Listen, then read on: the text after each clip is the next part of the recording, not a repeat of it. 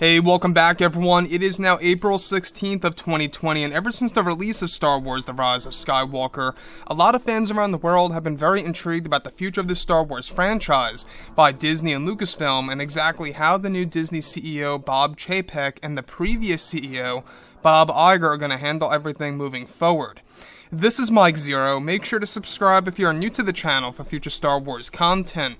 Now, the thing about Lucasfilm and Disney is that we are now in a position where they are really trying to rebuild the franchise to where it was pre-The Force Awakens, or yet even during The Force Awakens. This, of course, is all before the great divide between many fans based on the decisions by Rian Johnson and Kathleen Kennedy.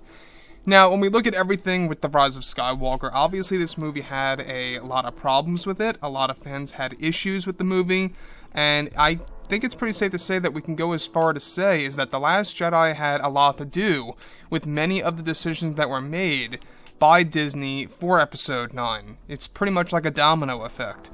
So, the final version of the film, that's the one problem that a lot of fans had, is exactly how it ended with the whole Rey Skywalker concept, so on and so forth. Now, the thing that really is the strongest point of the sequel trilogy, at least in my opinion, is, of course, Adam Driver's portrayal as Kylo Ren / Ben Solo. That's the stronger element of the sequel trilogy movies, at least in my book, and I'm sure a lot of you guys out there probably will agree.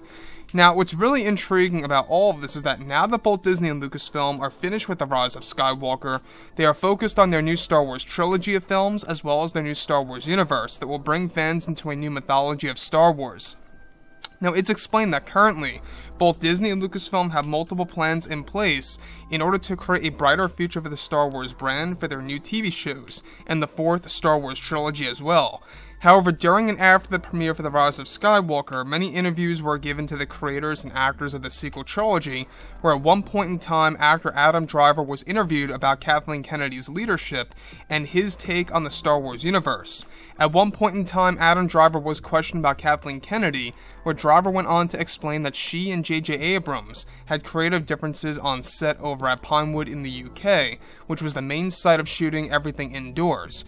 However, behind the scenes, aside from all of this, it's noted that Adam Driver was very upset and frustrated with Lucasfilm's Kathleen Kennedy for significantly cutting out a major scene between both Adam Driver and Ian McDiarmid, as well as Daisy Ridley. It's noted that Adam Driver was frustrated and even had a big problem with where the movie was going after Kathleen Kennedy stepped in to delete many of the key scenes, including a scene that involved Adam Driver as Kylo Ren and Ian McDiarmid as Palpatine in a lightsaber duel sequence on Exegol. The scene took weeks for Adam Driver to train alongside with his stunt double as well, and that this actually had so much work that was actually poured into the scene, only for it to be cut.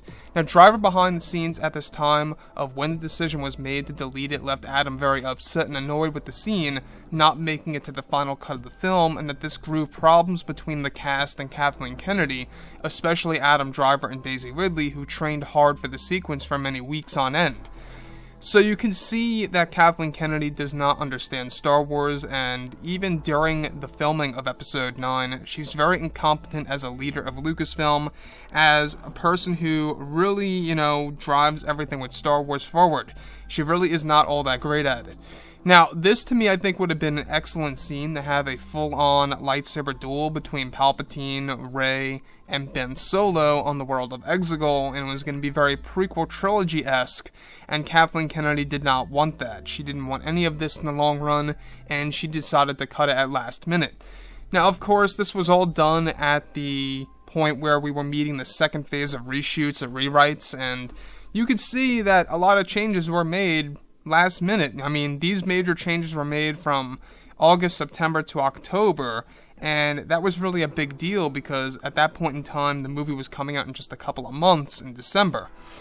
The thing about Kathleen Kennedy, and I've said this before in the past, is that she does like to make a lot of excuses. I know a lot of people have asked her on, at all these different conventions, at all these different gatherings, on her take on Palpatine and was he really in the cards since before The Force Awakens. And she still claims that he was in the cards since The Force Awakens, Even though Colin Trevorrow's script, and even J.J. Abrams at one point in time said that Palpatine was shoehorned into the movie. This was a last-minute decision.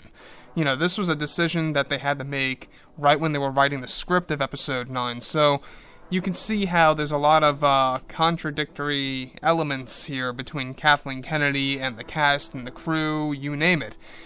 Now, the other thing I really do want to go over here real quick is that I really do respect Adam Driver as an actor. I think that he is probably the Harrison Ford of the new sequel trilogy cast, at least in my opinion, because he's been in a lot of movies before The Rise of Skywalker and even before the entire sequel trilogy, and now he's getting more and more roles out of this. So I think he's going to go places, but I still wish that we could have seen more of Adam Driver. So with that being said, guys, drop a comment below.